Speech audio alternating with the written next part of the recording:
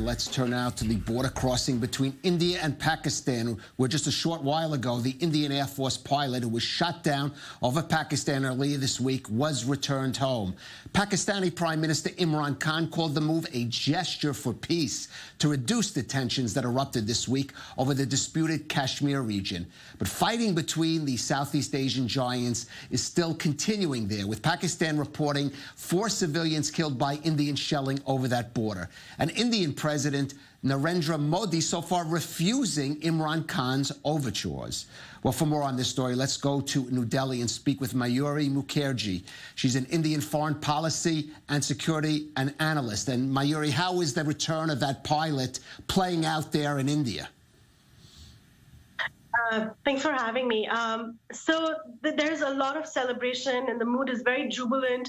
A lot of public support for obviously for the return of the pilot. Yeah, but it is important to keep in mind that while Pakistan is framing this as some sort of a grand peace gesture, it isn't. I mean, we appreciate his return, but we have to understand that under Geneva Conventions, Pakistan was obligated to return him. It was obligated to keep him, to take good care of him, to keep him in good health, and to return him. So it is not as if Pakistan has, done something that this is some sort of a great peace gesture from the side of Pakistan.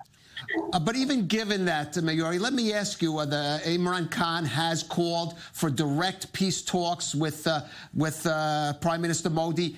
Why hasn't he responded yet to at least give some indication, a willingness to talk? Point is, we have been talking to Pakistan for decades now.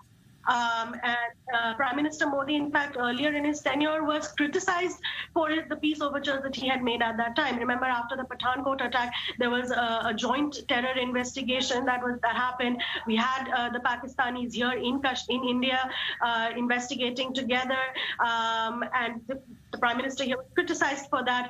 And again, if you go back further, to previous Indian governments, after 26/11, we gave the Pakistanis tons of information dossiers, and even now, in fact, a dossier has been given to the Pakistanis regarding the Jaish-e-Mohammed's involvement in the Pulwama attack. So it's not as if there are no talks. It's not as if these are two countries that do not talk. But the point is that the talks need to lead somewhere.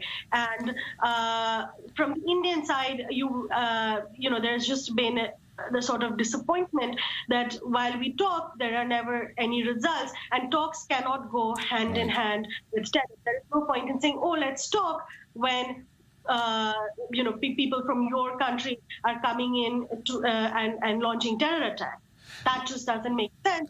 Yeah. And Mayuri, let's get into specifics. In Israel, certainly we understand intractable territorial disputes like Kashmir. But what does India want to see happen, at least in the near future, from Pakistan to alleviate this situation? Two things. Firstly, this current situation is not about Kashmir. It is not about the territorial dispute about Kashmir. It's not about India, about Pakistan-occupied Kashmir or India. It is not about Kashmir. This is about terrorism.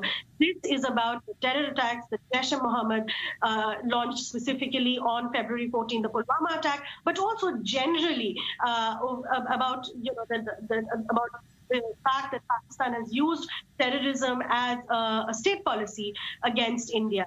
And what attacks, what Indian action did was basically call Pakistan's what we call as Pakistan's nuclear bluff all these years, that, India is conventionally more powerful than us, so we use sub-conventional weapons, which is terrorism, and India cannot retaliate with conventional weapons because that leads to escalation, and under nuclear overhang, that is, you are basically tying India's hands. Yeah. What India has now this attack is that, even with the nuclear overhang, there is space for conventional or some I understand, form of conventional.